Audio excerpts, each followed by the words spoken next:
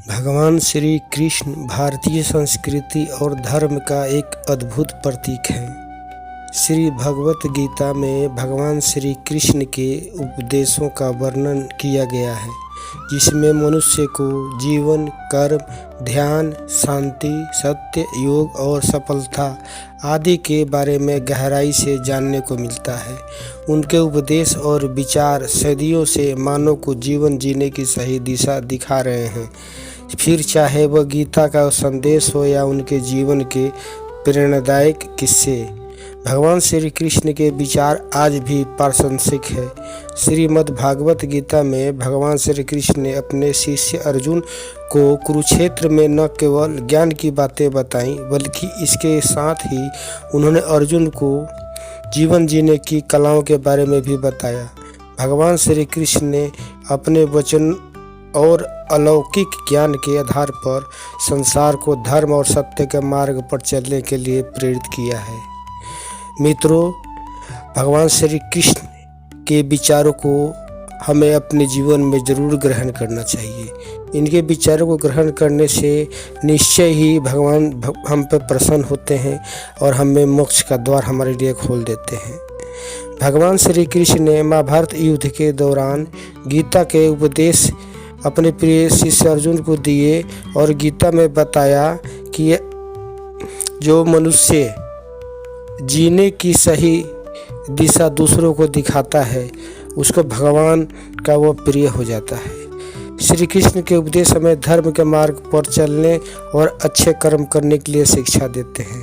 मित्रों, आप लोगों के लिए मैं इतनी मेहनत से वीडियो बनाता हूँ, लेकिन ना तो आप लोग मेरे चैनल को लाइक सब्सक्राइब करते हैं और ना ही कमेंट करते हैं।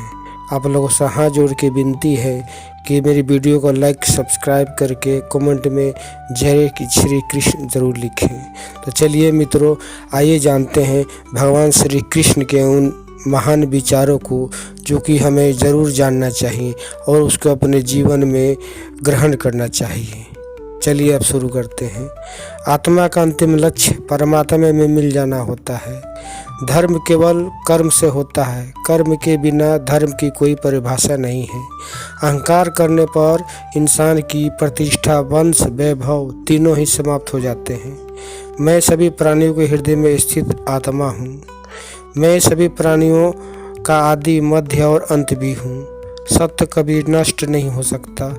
अच्छा करने से कभी नहीं डरना चाहिए। समय कभी नहीं रुकता। आज यदि बुरा चल रहा है तो कल अवश्य अच्छा आएगा। ये हर मनुष्य को अपने मन में याद रखना चाहिए। आप केवल निस्वार्थ भाव से कर्म कीजिए, केवल वही आपके साथ में है। धर्म कर्म से होता है। कर्म के बिना धर्म की कोई परिभाषा नहीं होती है। मैं श्रेष्ठ हूँ, यह आत्मविश्वास है, लेकिन सिर्फ मैं हूँ श्रेष्ठ हूँ, यह अहंकार है। मैंने ही इस सृष्टि की रचना की है, मैं ही इसका पालन पोषण करता हूँ और मैं ही इस सृष्टि का अंत करता हूँ। प्रेम सदैव माफ़ी मांगना पसंद करता है और अहंकार सदैव माफ़ी सुनना पसंद करता है। जो मार्ग ईश्वर ने आपके लिए खोला है, उसे कभी भी कोई बंद नहीं कर सकता। मनुष्य का जीवन केवल उसके कर्मों पर चलता है। जैसा कर्म होता है वैसा ही उसका जीवन होता है। लोग अक्सर सच कहने से बचते हैं या डरते हैं, पर सत्य कभी छुप नहीं सकता और न ही कभी मिट सकता है। कितना भी छुपा लो, पर सच तो उजागर हो ही जाएगा। अहंकार से इंसान की प्रतिष्ठा, वंश, वैभव तीनों ही समाप्त हो जाते हैं। आत्मा अमर है, इसलिए मरने की चिंता कभी मत करो। मैं ही इस सृष्टि की रचना करता हूँ, मैं इसका पालन पोषण करता हूँ और मैं ही सृष्टि का विनाश करता हूँ। जब संसार में धर्म की हानि और अधर्म का विजय होगी, तब मैं इस पृथ्वी पर अवतार लूँगा। शांति से भी दुखों का अंत हो जाता है और शांतचित्त मनुष्य की बुद्धि शीघ्र ही स्थिर होकर परमात्मा से युक्त हो जाती है। आत्मा का अंतिम लक्ष्य परमात्मा से मिलन होता है। मौन सबसे अच्छा उत्तर है ऐसे व्यक्ति के लिए जो आपके शब्दों को महत्व नहीं देता। जो बात सच पर आधारित हो, उसे कहने या करने और मानने से कभी नहीं डरना चाहिए। इच्छा पूरी नहीं होती तो क्रोध बढ़ता है और इच्छा पूरी होती है तो लोभ बढ़ता है। इसलिए जीवन की हर स्थिति में धैर्य बनाए रखना चाहिए। धर्म केवल रास्ता दिखाता है, लेकिन मंजिल तक तो कर्म ही पहुंचाता है। वह जो सभी इच्छाएं त्याग देता है, मैं और मेरा की लालसा तथा भावना से मुक्त हो जाता है, उसे शांति प्राप्त होती है। श्री कृष्ण ने कहा है, अगर तुम्हें किसी ने दुखी किया है तो बुरा मत मानना। लोग उसी पेड़ पर पत्थर मारते हैं जिस पेड़ पर ज़्यादा मीठे फल होते हैं। स्वार्थ से रिश्ते बनाने की कितनी भी कोशिश करें, वो कभी नहीं बनते हैं, और प्रेम से बने रिश्ते को कितना भी तोड़ने की कोशिश करें, वह कभी नहीं टूटते हैं। यदि व्यक्ति शिक्षा से पहले संस्कार, व्यापार से पहले व्यवहार और भगवान से पहले अपने माता पिता को पहचान ले तो जीवन में कभी कोई कठिनाई नहीं आएगी। समय कभी किसी के लिए नहीं रुकता। मनुष्य को अपने मन को बार बार समझाना चाहिए कि ईश्वर के सिवा उसका अपना कोई नहीं है। मनुष्य को हर परिस्थिति में शांत और धीरज बनाए रखना चाहिए, क्योंकि यही उसे महानता की ओर ले जाता है। जो अपने मन को माया मोह से दूर रखता है, वह सच्चे सुख का अनुभव करता है। विषयों का चिंतन करने से विषयों की आसक्ति होती है, आसक्ति से इच्छा उत्पन्न होती है और इच्छा से क्रोध होता है, क्रोध से सम्मोहन और अविवेक उत्पन्न होता है। जो कुछ हुआ अच्छे के लिए हुआ, जो हो रहा है अच्छे के लिए हो रहा है, जो होगा वो भी अच्छे के लिए ही होगा। मेरे लिए न कोई घृणित है और न ही कोई प्रिय, न कोई निर्धन है न ही कोई धनी। बस जो भक्ति भाव से साथ मुझे याद करते हैं, मैं उनका वो मेरे हो जाते हैं। आप वही हैं जिसमें आप विश्वास करते हैं। आप वह बन जाते हैं जो आप मानते हैं कि आप बन सकते हैं। अगर तुम अपना कल्याण करना चाहते हो तो सभी तरह के उपदेश, सभी धर्म को छोड़कर मेरी शरण में आ जाओ, मैं तुम्हें मुक्ति प्रदान करूँगा। जिस इंसान के चारों तरफ नकारात्मक लोग रहते हैं, उस इंसान का अपने लक्ष्य से भटक जाना तय है। स्वयं पर विश्वास रखो, क्योंकि आत्मविश्वास से ही संभव भी असंभव हो जाता है और असंभव भी संभव हो जाता है।